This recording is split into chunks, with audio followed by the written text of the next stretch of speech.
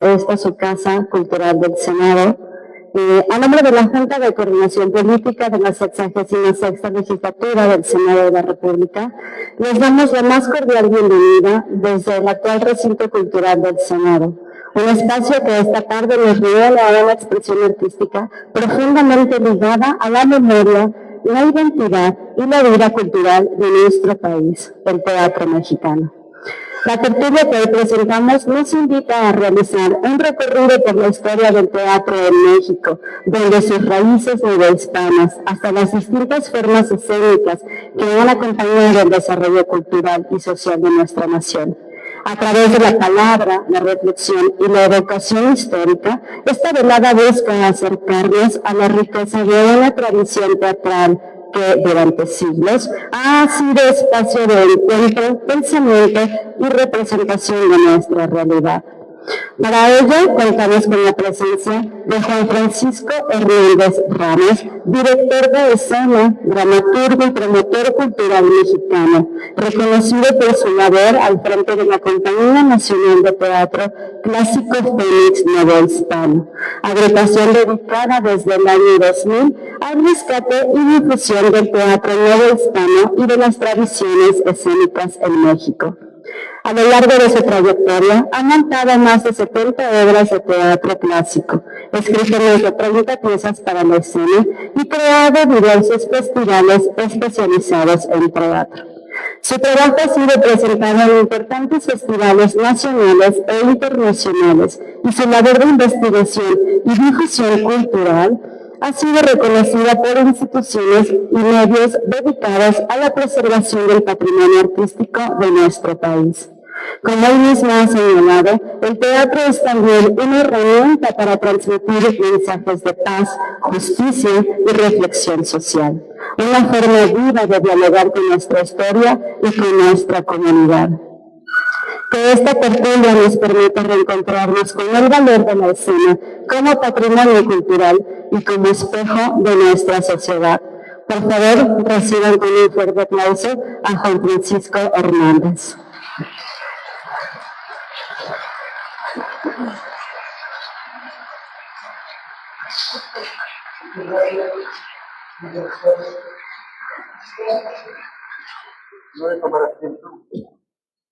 Bueno, pues es un gusto estar con ustedes en esta tertulia.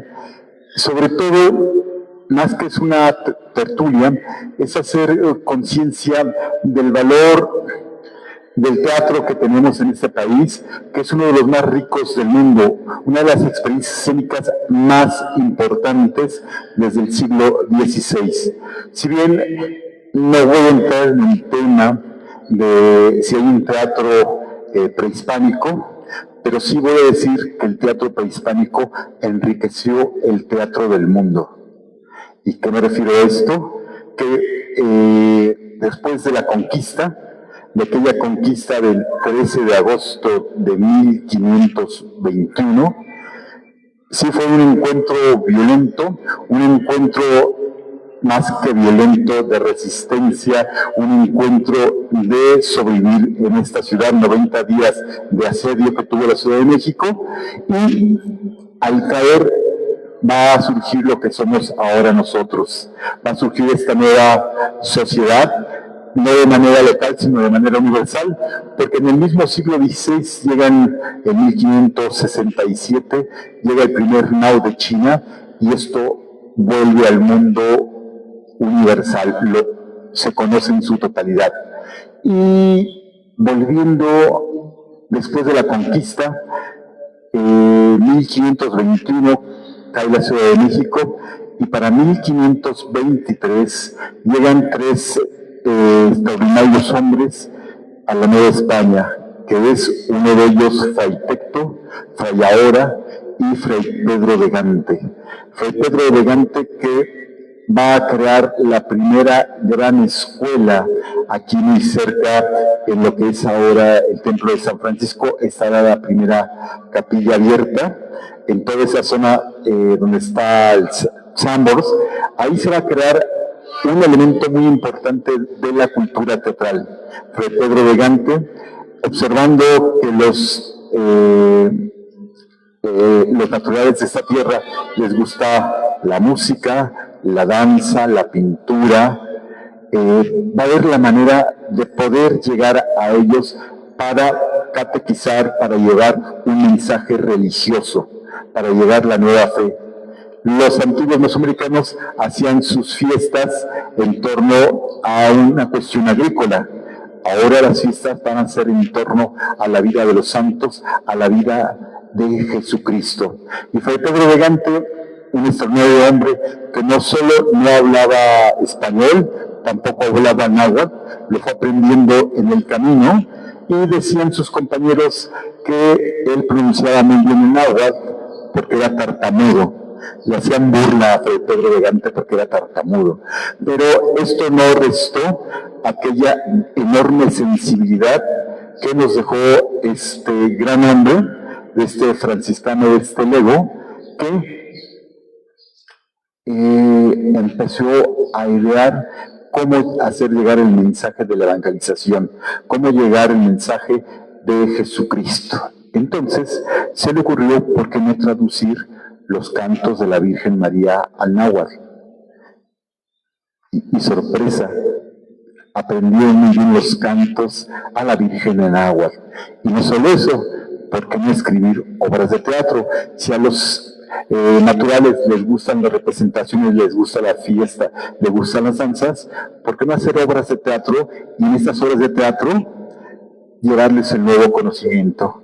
Pero bueno, estamos hablando de 1523.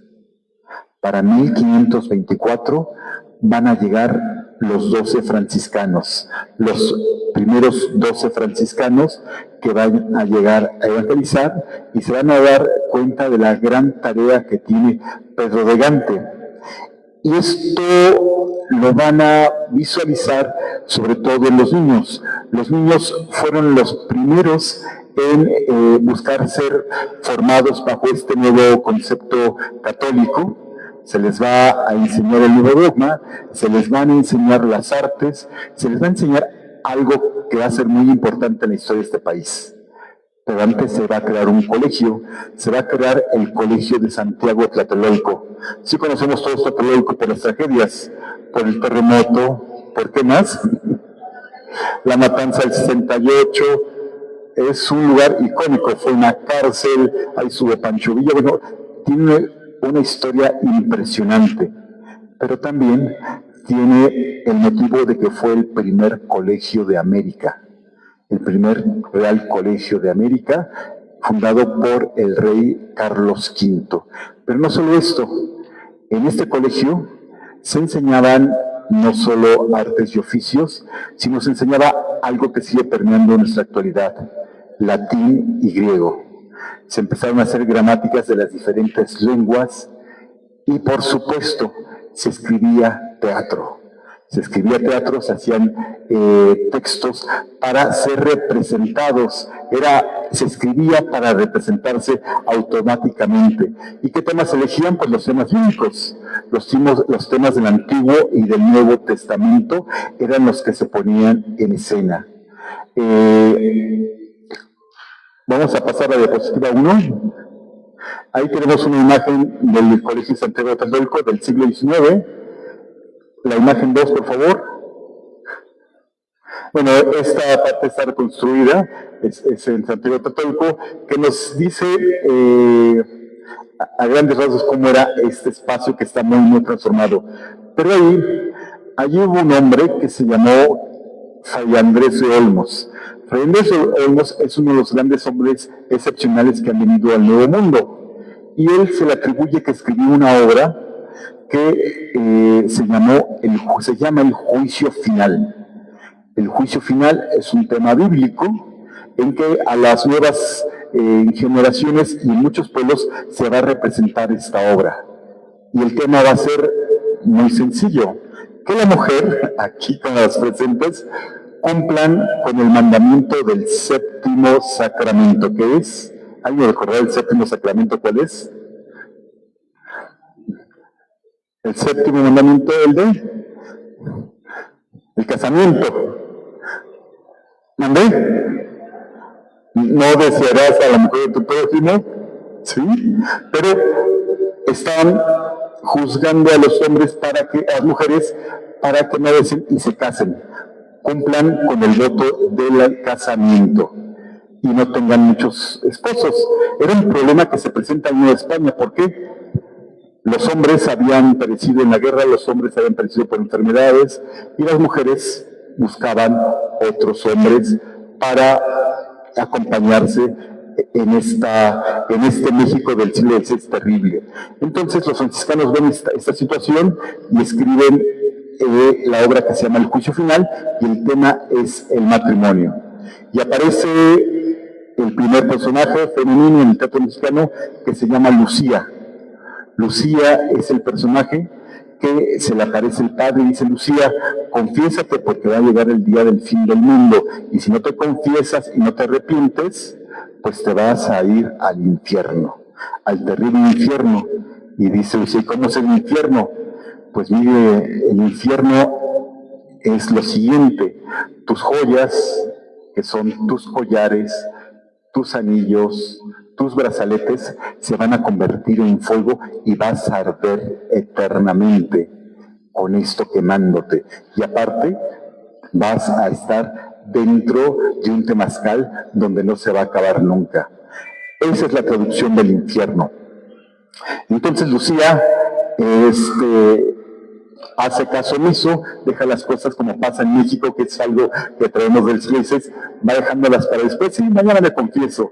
Llega mañana, llega pasado, no lo hace, y llega el día del juicio final, terrible, espantoso, y aparece Dios. Dice: ahí tú, Lucía, tú que no cumpliste con el mandamiento del santo matrimonio, ven aquí. Y dice: perdóname, Señor, discúlpame por no haber cumplido con tu mandamiento. No me escuchaste, te di mucho tiempo, tuviste muchas oportunidades, y como no te casaste, te vas a ir al infierno. Y en eso aparecen dos personajes y se la llevan al infierno arrastrándola, y la llevan a un temazcal de fuego donde empieza a arder inmediatamente. Ese es el tema tan fuerte con el que iniciamos el teatro de evangelización, el teatro novohispano. Pero más allá de lo terrible, de lo brutal que estamos enseñando a la escena, viene algo bueno, digámoslo así, algo ingenioso. Los padres, ninguno es director de escena, ninguno es dramaturgo, ninguno es gente de teatro como las que hay ahora. Aquí con la compañía que es el CUT, que estudió en la universidad, no tienen esta formación, esta conciencia. Y los padres traen una gran tradición atrás de ellos. Hablamos de aquellos padres que fueron educados en un momento importante de la humanidad, que es el Renacimiento. El Renacimiento quiere volver a resurgir con los griegos, los latinos, el pensamiento de todos aquellos grandes hombres: Aristóteles, a Platón, Sócrates, Teatro Terencio, Plauto, Menandro. Toda esta pléyada de hombres van a afectar el pensamiento de estos hombres para buscarlo aplicar hacia un tono de evangelización, hacia un mensaje de evangelizar. Y entonces ellos leen estos textos, traen este teatro y empiezan a imaginar cómo serían las escenografías. Hay una obra que es también con un tema bíblico, que es el paraíso. Aquí todos nos enseñaron que nos tenemos que ir al paraíso, portándonos bien, ¿no? Entonces están preparando Motolinía, está preparando en esta Ciudad de México, está preparando el paraíso, están ensayando, pero deben ser escenarios naturales, deben verse monumentales, porque a las representaciones no asisten ahorita 50 o 60 personas, no, asisten 5,000, 10,000 personas a las representaciones. Entonces debe verse monumental, y traen tierra de muchos lados, de muchos sitios, y este lugar lo vuelven una pequeña montaña para recrear el paraíso. Traen árboles frutales, traen plantas y también traen pequeños animales de la región. Todo esto para que parezca el paraíso. Pero están Adán y Eva ya ensayando sus personajes, que son gente del pueblo, y en ese momento se suelta un ocelote se suelta un ocelote y va y muerde a Eva. Y entonces Matonina dice, Dios mío, eso está muy bien como efecto, pero es después de que la expulsen del paraíso, no antes. Entonces, ese tipo de crónica nos habla de cómo era el teatro de evangelización monumental. Muchos de aquí conocemos las capillas abiertas. Las capillas abiertas son aquellas capillas del siglo XVI en donde se hacían las grandes representaciones. Una muy famosa es de la Catedral de Cuernavaca. La Catedral de Cuernavaca tiene una capilla enorme, son atrios gigantescos para que asistan muchísimos naturales, puede ser indios o mesoamericanos, asistan a ver la representación. Y en la capilla, algo así como esto, se pintan las paredes los temas bíblicos, se pintan temas que tengan que ver con la representación.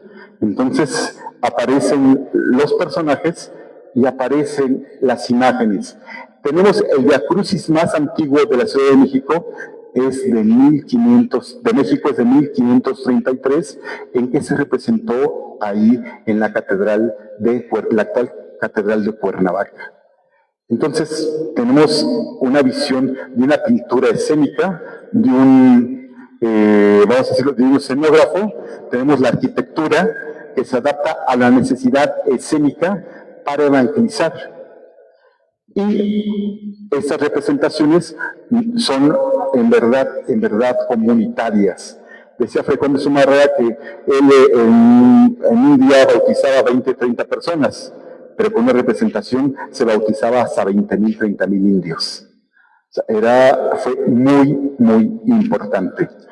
Y si vivimos en España de Felipe II, hijo de Carlos V, pues empieza a haber cambios cuando muere Carlos V, que decía, si lo recuerdan ustedes, en el imperio no se mete el sol, ¿no?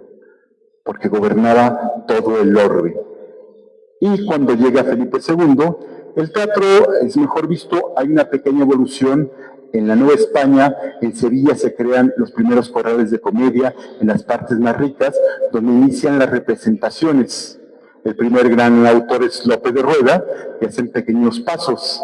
Pero aquí las representaciones deben ser monumentales, porque se convierten en un elemento de poder. ¿Y a qué me refiero con esto? Si los franciscanos llegan en 1524, los dominicos llegan en 1527, los agustinos 1533, y van a llegar los jesuitas. Los jesuitas llegan en 1572, 28 años antes de que se acabe el siglo XVI. Y ya está todo ocupado, ¿no? Aparentemente. Ya está ocupado, ya están los franciscanos con esta gran ciudad de Dios que fue la más grande del mundo, donde estaba su fortaleza franciscana, ya estaban los agustinos, donde está la farmacia París, ya estaban los dominicos, que es donde está la Inquisición, toda esa zona. Entonces ya se habían establecido, y llegan los jesuitas, y bueno, dicen, bueno, aquí ya imponen, ¿no? Ya imponen 3 grandes órdenes religiosas. Vamos a esperarnos un tiempo para planear cómo podemos impactar, cómo podemos demostrar nuestro poderío para decir quiénes somos los jesuitas. Entonces los jesuitas van a esperar 6 años. En ese momento, don Alonso de la Villaseca, que es el hombre más rico del mundo, y lo digo porque, y cuento esta anécdota, que cuando fue destruida la ciudad de Jerusalén y la iglesia de la Natividad, le dijeron a él, dice, ¿cuántos pesos de oro cuesta? Pues manden el dinero para que se reconstruya la iglesia de la Natividad. Era un hombre con muchísima fortuna, don Alonso de la Villaseca. Entonces, él regala los predios actuales donde está San Ildefonso, el Museo de las Construcciones, que es San Pedro y San Pablo, la Universidad Obrera, la Iglesia de Loreto, el Mercado Abelardo Rodríguez, toda esa zona, don Alonso regala los terrenos. Van pasando los años, 1572, 1576, 77, los jesuitas se sienten empoderados. Ya sabemos qué vamos a hacer. Y como ellos responden al Papa y no al Rey, que además esto será para que los corran de todos los reinos, 1577 organizan que haya una representación, pero en la representación va a ser de las reliquias que les van a llegar de Roma. Y de Roma les va a llegar oro puro. Y el oro puro es diría yo, el power, el poder. Les van a llegar 214 reliquias de los santos más poderosos. Y entre ellos está una astilla de la cruz de Cristo, pero también de la corona, ¿cómo se llama? Una espina que conservamos en el templo de la profesa. Allí está exhibida. Entonces van a llegar 214 reliquias, huesos de San Pedro y San Pablo, huesos de la mamá de la Virgen, San Joaquín y el padre Santana. Entonces vienen toda esa playa de huesos y van a organizarlo muy bien. Va a llegar las reliquias, pero vamos a escribir una obra que tenga ese tema, que tenga el tema de las reliquias. Y en esas reliquias nos hablan de la época, la obra de teatro va a hablar de Diocleciano, este gran emperador del siglo III, que va a combatir a los cristianos. Y él va a martirizar a todos los que conocemos del santoral romano. Todos se los martiriza. Hay 3 tomos de todos los que él manda ejecutar, hasta San Sebastián, que es cruzado por las flechas, San Hipólito, el santo de la ciudad, que es arrastrado por caballos, que es el santo del 13 de agosto en la Ciudad de México, San Lorenzo, que es quemado en una parrilla, y así infinidad de santos. Entonces, van a hacer una obra de teatro con esta temática, que se va a llamar la obra El Triunfo de los Santos. Ese es el broche de oro, la obra de teatro, porque a la obra de teatro van a ir los más selectos del virreinato, van a ir los hombres del poder. ¿Quiénes son? El Cabildo Catedralicio, el señor arzobispo y el Cabildo de la Ciudad de México. Y esto va a ser en el Colegio de San Pedro y San Pablo, actual Museo de las Constituciones. Bueno, esa es la cereza del pastel, para demostrar su poder, que ellos tienen los santos con ellos. Y luego van a hacer una gran procesión de la antigua catedral. La antigua catedral empezó a ser destruida en 1573, pero para 1578 se conserva todavía el 70% de nuestra catedral. En esa antigua catedral, en su capilla de reliquias, va a salir una gran procesión por toda la ciudad para llegar al Colegio de San Pedro y San Pablo. Y comentaba hace poco la teatralidad y la sensibilidad del poder. Van a quedar un enorme tapete de flores, como el que se ve en Tlaxcala. Van a perfumar las calles, por donde van pasando las 214 reliquias, se van a perfumar las calles. Todos los edificios por donde va la procesión se van a poner damascos o terciopelos para que vaya pasando, y va a haber 5 pequeños arcos triunfales. En cada arco se van a detener las reliquias para ser recibidas con una danza prehispánica, con un pequeño entremés, con una recitación de poemas. Son 5 arcos, entonces se van deteniendo las reliquias, van haciendo paradas para llegar hasta donde van a contemplar la representación del triunfo de los santos. Y donde Diocleciano es vencido, pero como sabemos en la historia, Diocleciano fue un hombre que nos da enseñanza, un gran político, un gran gobernante de Roma. Él dijo: yo no puedo con los cristianos, no importa, soy primero yo, antes que los cristianos. Entonces se va a África a vivir y muere a los 95 años. Y entonces el que va a tomar el poder va a ser a quien le debemos ser apostólicos y romanos, que es Justiniano. Justiniano es quien va a convertir a los romanos al catolicismo. Y su madre, Santa Elena, será la que haga la primera coleccionista de reliquias de todo el orbe donde se fueron regando los santos. Bueno, de eso trata esta obra, que es la primera obra renacentista del continente.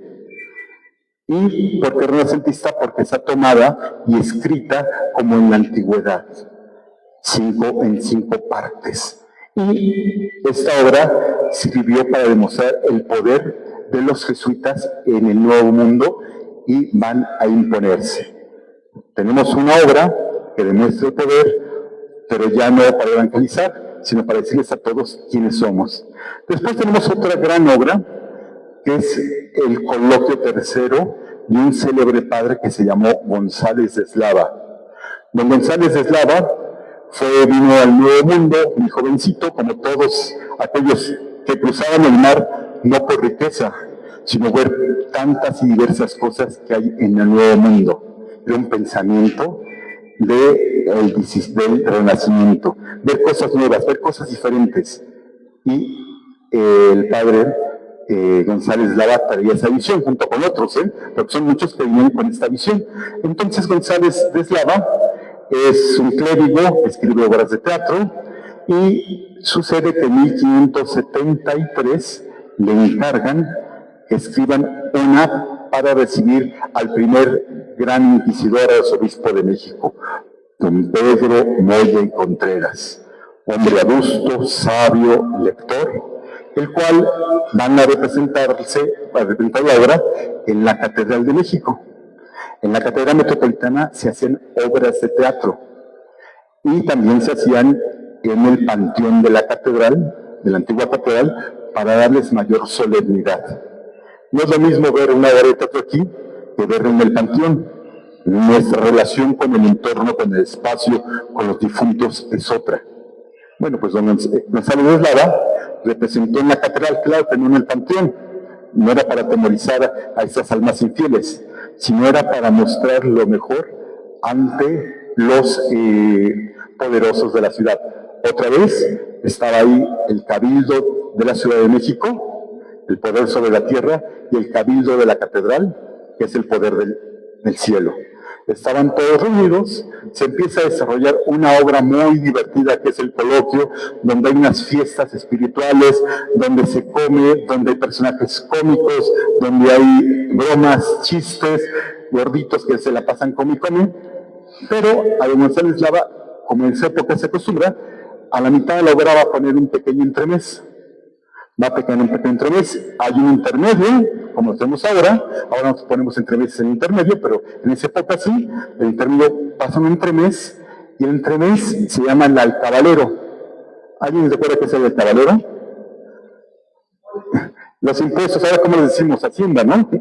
Les decimos Hacienda, se refiere a la Hacienda, a los alcabaleros, a los que cobran los impuestos, y entonces para un personaje frente al público, que son el virrey, el arzobispo, los cabildos, y les dice: a nuevo virrey, nuevos impuestos.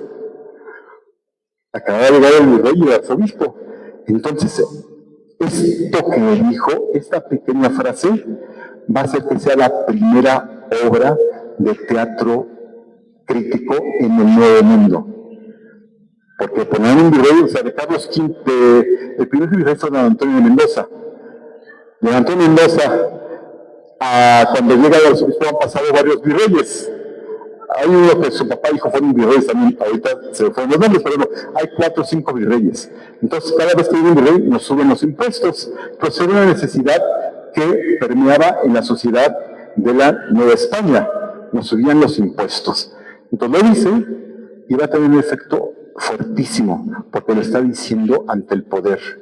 Entonces se levanta el virrey y dice: ¿cómo es posible que se me diga que voy a subir los impuestos?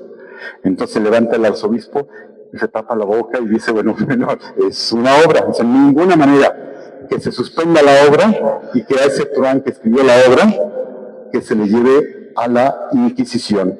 Entonces González de Eslava va a parar con sus huesos a la Inquisición, ahí donde está ese edificio del siglo XVIII de Pedro de Rieta. Bueno, ahí fue llevado y fue pasado por el potro, por haber ofendido al señor virrey. Y no solo eso, lo más maravilloso del suplicio es que llegó a oídos de Felipe II. Llegó a oídos de Felipe II, y esto creó algo que es la burocracia mexicana. La adoración en la mañana, hicieron 4 copias. Desde ahí Felipe II pedía 4 copias para cualquier tema del Nuevo Mundo. Esto tenemos cerca de Valladolid, un edificio que está lleno de esas 4 copias. Entonces tenía 4 documentos para haber enjuiciado a González de Eslava, al cual se le requisaron sus obras, se le prohibió volver a hacer teatro en la catedral, y también se prohibió a los negros que trabajaban en el coro de la catedral, participar con los actores. Entonces hubo muchísima repercusión. ¿Por qué? Porque ante quién dijo este discurso González Lava, ante el poder. Y gracias a eso, decía yo, pues tenemos muchísima información de ese suceso que da origen a la primera obra de teatro del siglo crítico del siglo XVI, que fue Don González de Eslava. Tenemos 3 obras importantes. La primera, El juicio final, con temas bíblicos. La segunda, Los jesuitas con su teatro, El triunfo de los santos, y El coloquio y El caballero, que son 3 obras que marcan a los futuros espectadores que vamos a pasar al siglo XVII. En el siglo XVII nos vamos a encontrar con 2 de los más grandes dramaturgos del Nuevo Mundo, y uno cruzó el mar. Y se impuso a los mejores dramaturgos de su época. ¿Quiénes son los grandes dramaturgos del siglo de oro? Juan Luis de Arcón es el que va a cruzar, pero los otros, los españoles que nacieron en el Reino de España, nacieron en España. ¿Mandé? ¿Quién? Quevedo escribe poco teatro, es más un poeta, pero vamos a decirlos. Los 4 grandes dramaturgos. 1, el padre del teatro español, que se dice es Pedro Calderón de la Barca. El monstruo de los ingenios, que lo dice el mismo Cervantes, Lope de Vega. El que inicia con el teatro en España, Lope de Rueda. Y hay otro que se llama Tirso de Molina, y el quinto, con el quinto malo, Juan Ruiz de Alarcón y Mendoza. Juan Ruiz de Alarcón y Mendoza, se dice la maestra Margarita Peña, que había nacido en 1572. Pero los papás de Juan Ruiz se comieron la torta luego que se casaron en abril, y para diciembre nace Juan Ruiz de Alarcón. Ellos se casan en el Sagrario Metropolitano, que no es tan hermoso que tenemos. Se casan aquí y se van inmediatamente a vivir a Tasco, y Juan Ruiz nace en diciembre de 1572. Esa es la teoría de la maestra Margarita Peña, y yo estoy también casi dándola por hecho. Juan Ruiz de Alarcón tiene 3 pequeños defectos. Uno, que nace pelirrojo. 2, que nace con una joroba por delante y otra por detrás. Dicen Quevedo, decía que cuando lo veían no sabían si iba o venía. Le decían poeta pantorrillas, sátiro de las musas. Que tenía muchos motes, Juan Ruiz de Alarcón. Entonces Juan Ruiz nace con ese defecto, joroba por delante, joroba por detrás, y también nace con un defectito, pero muy fuerte, que es ser de origen judío. Su abuelo, judío, había llegado al Nuevo Mundo y se llamaba Hernando Hernández de Casalla. ¿Y dónde se va a sentar? En Tasco. ¿Por qué en Tasco? Pues es donde está la riqueza, el mineral, y aquí no le gusta estar rodeado de los metales preciosos. Entonces, la familia de Juan Ruiz se va a vivir allá, y sus padres de Juan Ruiz, uno es el papá de Juan Ruiz es Pedro Ruiz de Alarcón, con el cual, con su esposa Leonor, tendrán a Juan Ruiz y vivirán en Tasco. Hasta ahí sabemos que van a Tasco, pero después sabemos que regresan a la Ciudad de México. Regresan multiplicados como los panes, 5 hijos. No sabemos de mujeres, porque los 5 hijos tienen título universitario. Los 4 hermanos de Juan Ruiz tienen título universitario, pero las mujeres no sabemos si hubo o no, porque pues no fueron a la universidad, pero los hombres sí fueron a la universidad. Regresaron, y Juan Ruiz se entera que hay una beca en España para ir a estudiar a la prestigiada Universidad de Salamanca, y Juan Ruiz va, con sus defectos consigo mismo, va a cruzar el mar, y va a irse en el año de 1600 a España, a Salamanca, y se va a registrar, porque lo vi con mis propios ojos, así como lo venció, su carta de registro. 10 de octubre de 1600, Juan Ruiz de Alarcón y Mendoza, natural de México. No dice que es de Tasco, dice que es natural de México, donde nació. Y hay que recordar que nosotros somos parte de ese reino. Nosotros somos parte del reino de España. Nosotros somos tan importantes como el reino de Nápoles, como el reino de Toledo. Somos parte de un reino y tenemos los mismos privilegios y tenemos los mismos, la misma formación que los de la península. Claro que seguimos heredando que si ella es de Puebla, de Toluca, pues hacemos a veces el feo, porque no son capitalinos. Pero bueno, eso le pasó a Juan Ruiz. Juan Ruiz, vaya, estudia en la Universidad de Salamanca y ahí va a estudiar sus 4 años.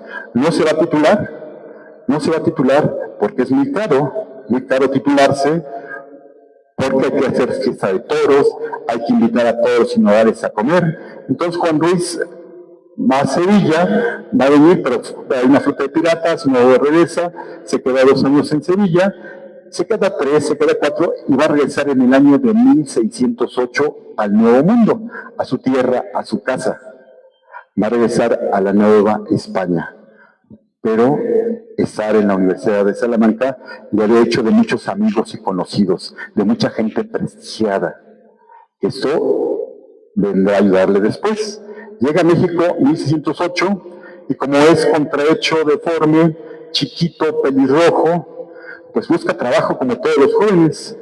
Y tiene un amigo y él van a concursar para ser maestros de la universidad.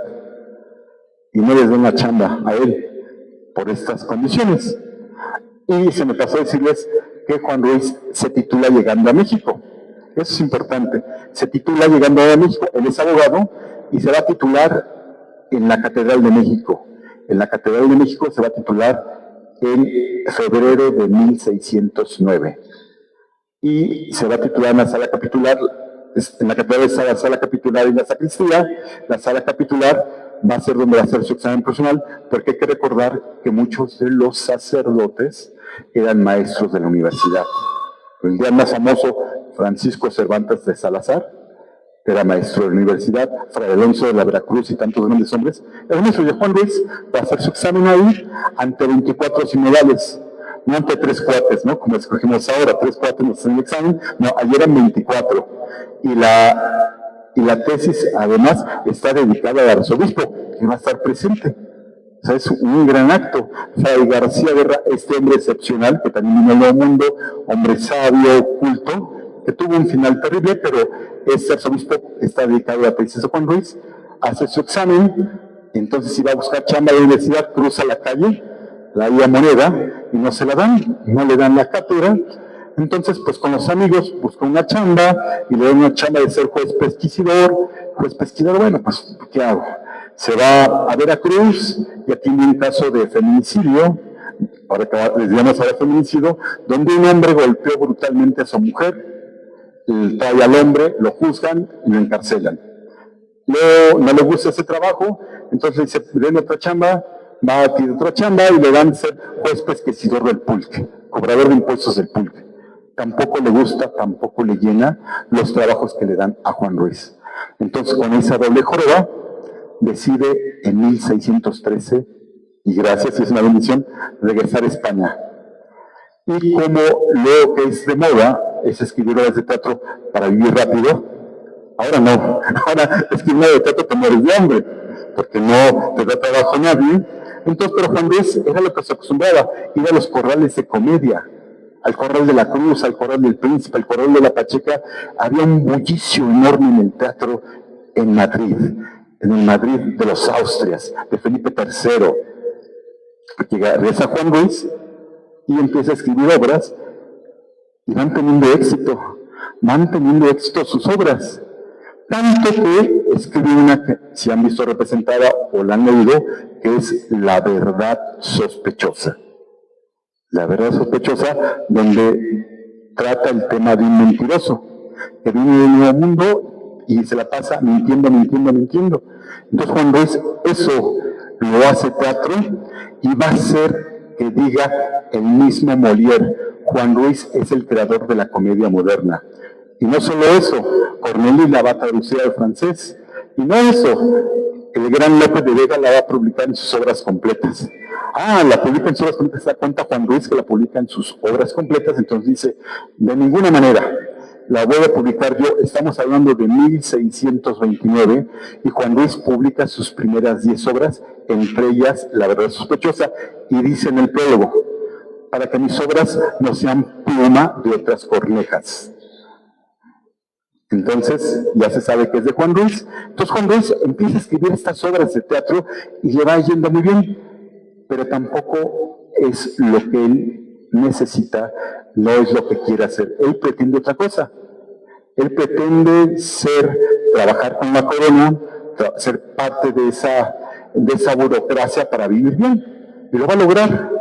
Y lo va a lograr tanto que don Alfonso Reyes nos dice en su prólogo a las obras de Juan Ruiz en 1918, que Juan Ruiz murió, vamos a decirlo, muy bien, ricamente.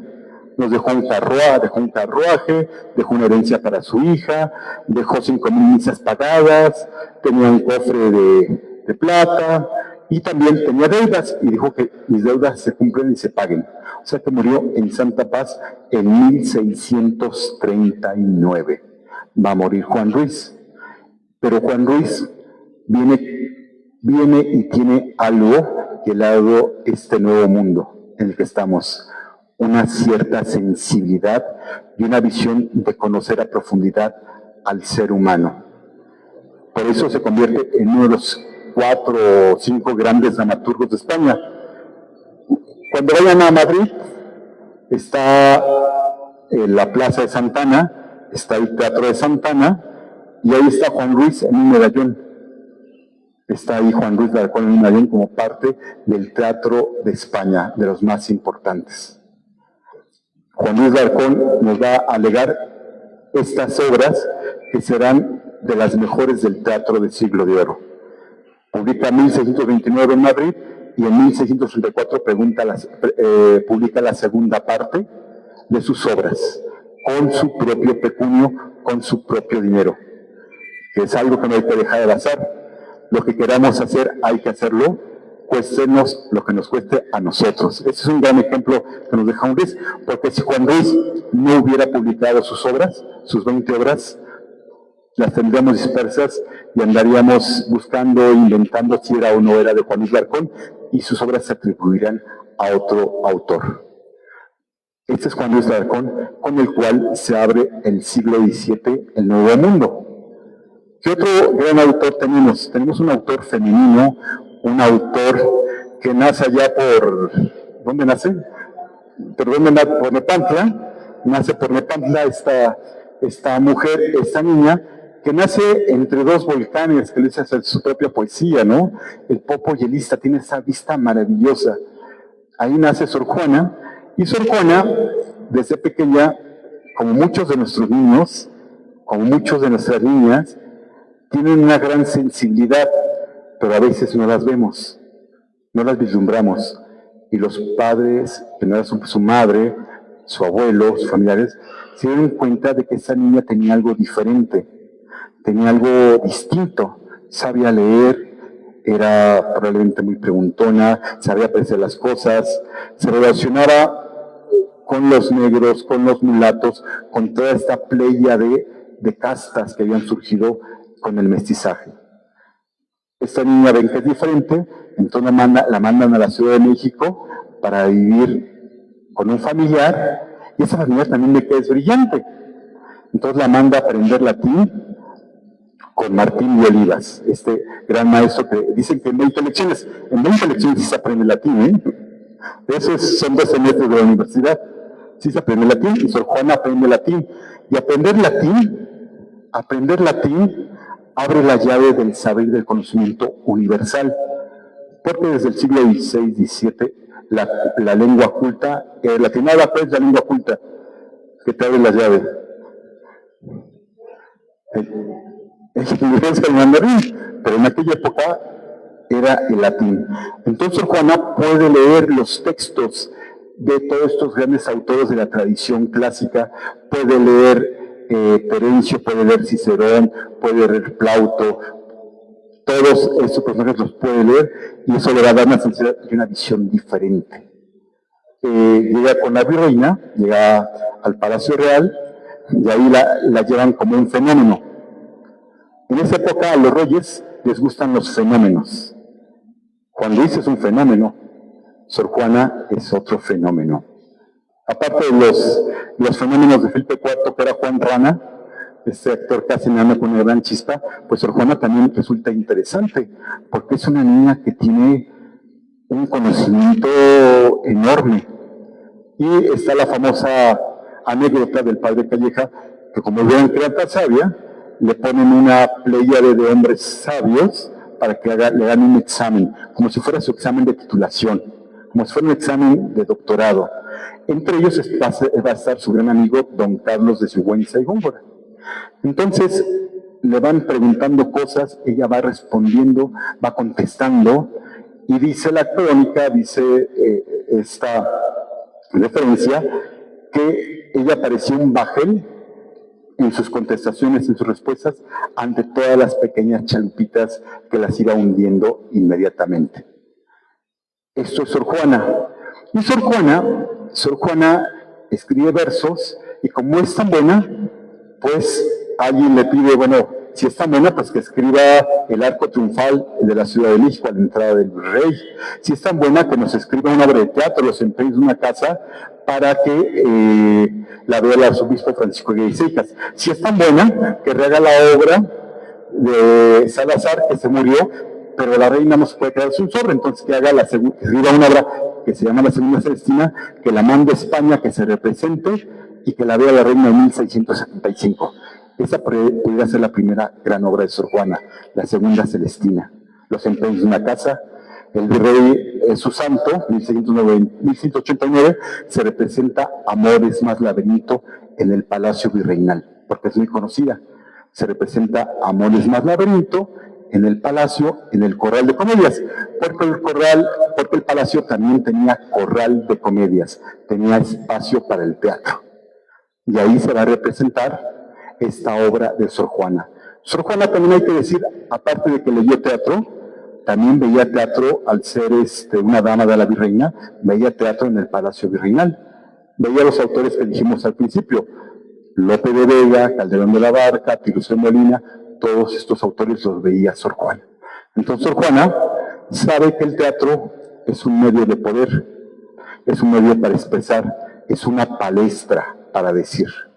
Y ahí, en la obra que se me fue el nombre, le estaba contando, ¿dónde?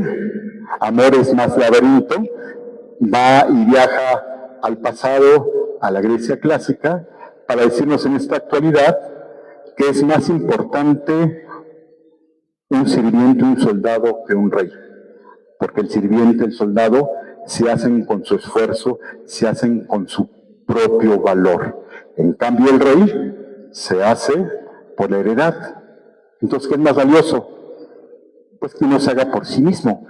Eso se llama arete en griego, el arete griego. El hombre se hace por sus propios esfuerzos y virtudes, y el rey no.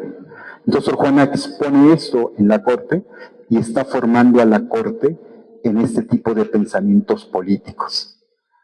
Sor Juana Inés de la Cruz, el siglo XVII, vamos a decirlo, en el Nuevo Mundo lo inunda con su teatro.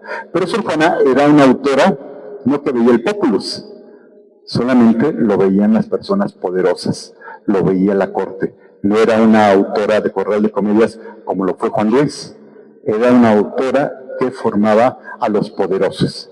Así como decía Luis XIV fue formado por Racine, por Molière, así Sor Juana formó al mundo de su época, por eso fue tan muy querida. Sor Juana, como sabemos, muere en 1695. ¿Podemos pasar a la siguiente imagen? Ya me atrasé con las imágenes, por favor. Muere en 1695. Allí es el coro de la Catedral de México. Ahí hicimos una obra sobre la historia de toda la catedral. Y es una actriz que está vestida a la época, en esta maravillosa sillería del siglo XVII, donde están todos los santos. Sor Juana le supo dar vuelta al ámbito religioso. Como ella decía, no quiero ruidos con la Inquisición. Y llevó su teatro más allá, pero ¿cómo? Bebiendo del pasado, hablando del pasado para decirnos en el presente. Eso fue lo que hizo Sor Juana. La siguiente imagen, por favor. La Ciudad de México es un espacio de representaciones desde el siglo XVI. Ahí tenemos el Palacio Virreinal, que dice Fernando Benítez que parece un corral de caballeriza. Eso lo dijo Fernando Benítez, ¿verdad? Allá en el 82, cuando escribió su libro de la historia de la Ciudad de México. Porque no tiene nada de palacio. No parece palacio, parece una cárcel, una prisión, una fortaleza. Si ustedes van al Palacio Real de Madrid, pues es una cosa suntuosa. O van a ver a Rusia, esos enormes palacios. Bueno, y bueno, tiene su belleza armónica con nuestro centro histórico. Pero bueno, en este espacio, en el centro histórico, siempre que había una celebración, una fiesta, se hacían representaciones teatrales. Por ejemplo, el santo mexicano, que es San Felipe de Jesús, que es martirizado a finales del siglo VI, pues hacían en torno a su muerte representaciones teatrales, se hacían obras, que llegaba el virrey, se hacían representaciones, el arzobispo, todo era fiesta y había teatro, había música y la ciudad se llenaba de colorido y de fiesta. Ahora llega el balón, la ciudad también se está llenando de colorido y de fiesta. Pero eso es una tradición que traemos de mucho atrás. Pero no más que a diferencia de ahora, en aquella época, eran cuestiones muy pensadas intelectualmente. Entonces llevaba un proceso diferente. Por ejemplo, decir don Carlos de Sigüenza y Góngora que va a entrar el virrey de la Laguna, pues mandan a hacer este arco triunfal de la ciudad, y el arco triunfal le dice que debe gobernar como los antiguos gobernantes de México. Debe gobernar de esa manera porque es una forma de buen gobierno. En cambio, Sor Juana le dice que acabe con las inundaciones, porque el virrey se apellida de la Laguna. Entonces, que tiene el apellido, pues que acabe con las inundaciones en la Ciudad de México. Como ustedes recuerdan, la inundación más importante fue la de 1629 a 1634. Y ahí hicimos fiesta también. Sacamos a la pobre virgencita de allá de la basílica y nos la trajimos para que se apegara a hacer el milagro. Y la Virgen se vino por todo en balsas, con cantos, con música, desde el Tepeyac, con la ciudad inundada, hasta llegar a la catedral donde estuvo 5 años. Más que la Virgen se tardó 5 años en hacer el milagro, en desaguar la Ciudad de México, pero había fiesta y celebración. Entonces, el novohispano y el actor mexicano, de todo hacemos fiesta, y lo hacemos con todo lo que está a nuestro alrededor. Música, danza, teatro. El primer festival teatral de la Ciudad de México nació en un Corpus Christi del año de 1536. ¿Cómo en el Corpus Christi? Sí, dijo la catedral, el Cabildo Catedralicio y el Cabildo Ciudad. Las mejores representaciones del Corpus Christi se le va a dar una joya. Entonces todas las compañías que eran muchas de teatro, pues inmediatamente se apuraron a hacer las mejores representaciones, y a la que mejor estaba vestida en su atuendo se le daba una joya. Entonces ahí tenemos el primer también festival teatral del continente americano. Pasamos al siglo XVIII, ya para cerrar esta parte. Pasamos por la siguiente imagen, por favor. Pasamos al siglo XVIII y lo hacemos con esa imagen de la iglesia de la Santísima Trinidad, una de las grandes obras del barroco, que está ahí enclavada en plena Merced y que ya lleva 6 metros bajo tierra casi. Y por dentro no hay nada, todo está destruido, solamente nos queda la majestuosa fachada. Tenemos el siglo XVIII y es cuando empezamos a tomar el tono de un nacionalismo, pero también empezamos a tomar el tono de los Borbones, a francesarnos. Se empieza a hacer un afrancesamiento de la cultura, se empieza a beber más de lo francés. De Francia hemos bebido 2 veces, el siglo XVIII con los Borbones y el siglo XIX durante el Porfiriato y durante Santa Ana. Son las 2 épocas que hemos bebido mucho de Francia. Y durante el siglo XVIII se empiezan a hacer también esas representaciones más, con más elementos de trabajo. Por ejemplo, la Catedral de México, sí conocen ustedes el altar de los Reyes. El altar de los Reyes de la Catedral, ¿lo recuerdan? Es una de las joyas del virreinato. Bueno, quien lo hizo, en la mañana y a media tarde estaba haciendo el altar, y en la tarde-noche se iba al Coliseo a hacer las apariencias y la escenografía. Don Jerónimo de Balbás no solo era el retablista, sino también era el decorador en el Teatro del Coliseo para los actores. Estamos hablando de una exquisitez del teatro. Otro gran músico, se le dice que fue el primer compositor de la ópera en México, don Pedro Manuel de Zumaya. Gran músico, niño cantor, compositor de la Catedral de México. Hacía las celebraciones en las maitines, en las mañanas, dirigía el coro, y en la tarde-noche se escapaba para ir al Coliseo a hacer la música para los actores. Entonces, el siglo XVIII tenemos ya una conciencia más del teatro. El teatro es muy importante para decir, y el Coliseo, el antiguo Coliseo, estaba en la calle de 16 de septiembre y Motolinía. ¿Se ubican Motolinía y 16 de septiembre? Eso está ahora un hotel que se llama Principal. Ahí estaba el Teatro Coliseo, el cual se quemó en el siglo XVIII con una obra que se llama Ardió Jerusalén, y ardió el teatro porque se metió a fuego, y el virrey Revillagigedo, uno de los gobernantes creo que más elocuentes y que le debemos mucho, fue el que mandó restaurar el teatro y lo fue a inaugurar. Y siguieron las representaciones en el Teatro del Coliseo gracias al virrey, y esos artistas que les mencioné, pues iban y trabajaban ahí, porque el teatro sí era uno de los grandes divertimentos de la Ciudad de México. Bueno, creo que vamos a pasar a la siguiente imagen para que nos... bueno, tenemos ahí un cuadro con un actor representando a Moctezuma, pero la influencia dentro del colorido, la imagen, la pintura, va a afectar a los artistas novohispanos para crear escenografías, crear colores diferentes en la puesta en escena. Se dice que Oaxaca pintó el mundo por la grana, por el rojo, y por supuesto pintó el mundo de la escenografía con esos rojos que salieron de Oaxaca. Bueno, creo que estamos en tiempo todavía. Ya nos... bueno, ahí vamos a dejarlo. Ahí vamos a dejarlo porque tenemos el tiempo hasta ahí, ¿verdad? Y la próxima semana, el lunes, vamos a hablar del siglo XVIII al siglo XIX, cuando creamos un teatro nacional. Cómo se crea el Teatro Nacional de México y con quién empieza en verdad el Teatro Nacional. Aquella compañía nacional que fundó el maestro Héctor Azar fue la Compañía Nacional, pero ¿quién estuvo antes que Héctor Azar? Héctor Azar la fundó después de que se fundó 100 años después, 120 años después. Vamos a hablar de ese tema del siglo XIX, siglo XX algo, y este día tenemos alguna exposición de libros del virreinato, de las obras que se representaban aquí en esas dos vitrinas. Los pueden ver al final. La siguiente semana tendremos programas de mano de diferentes teatros, desde el Teatro Nacional, desde el Teatro Imperial. Bueno, hoy tenemos estos libros del siglo XVII, XVIII y XIX. Bueno, muchas gracias. Muy buena tarde. Muchas gracias a Francisco Hernández.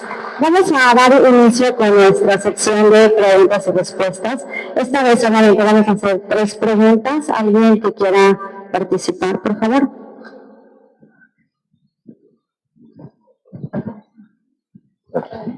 Gracias. Felicidades. Mi pregunta es respecto de la Catedral Antigua, si su ubicación era al centro de lo que ahora es la Plaza Mayor, o cuál es su ubicación que tuvo esa Catedral Antigua. Ok. Bueno, la catedral, que estamos en un pueblo religioso, pues la catedral está ubicada de oriente a poniente, pero por problemas estructurales y porque la plaza, dicen, ya se había trazado, la actual catedral quedó viendo hacia norte-sur. Pero era de oriente a poniente, aquella que manda construir Hernán Cortés. ¿Y el sitio el mismo o el sitio era hacia el centro de la plaza? El sitio es el mismo, Ah, porque está ahí encontraron ahí una ventana arqueológica donde está la casa del arquitecto del mayor que hizo esta actual catedral. Entonces fueron desmontando y todavía hay piezas que se conservan en la antigua catedral, en la misma catedral. gracias y muchas felicidades. Muy amable, gracias a usted. Maestro, una pregunta. ¿En dónde quedarían en esos 3 siglos que usted nos acaba de mencionar del desarrollo del teatro nuevo-hispano? ¿En dónde quedarían las clases del mestizaje, vamos, que si podían ellos participar o... Esa es mi pregunta, o sea... Bien, muy buena pregunta. Hablamos que en el 16 los negros eran los mejores cantantes. Entonces ahí tenemos un elemento que son partícipes del trabajo escénico. En los textos de Sor Juana también se incluyen formas y maneras de hablar de las nuevas clases, del mestizaje, que eso es también importante, pasa al lenguaje y pasa a la escena. Entonces sí había una participación en el teatro novohispano de estos mestizos y solo habría que revisar que en los colegios, por ejemplo los jesuitas, pues no metían mujeres a hacer las obras, ¿no? No metían mujeres, sino eran los mismos alumnos los que hacían las representaciones. Si al cura Hidalgo, que estudió con jesuitas, le tocaba hacer Laurencia en la obra de Lope de Vega, pues se vestía de Laurencia para hacer ahora. Pero bueno, sí, y los hombres siempre van a los conventos a hacer teatro. Eusebio Vela entró a hacer teatro dentro de los conventos femeninos. Bueno, no sé qué con eso he contestado, pero bueno. ¿Alguien más que está interesado en participar?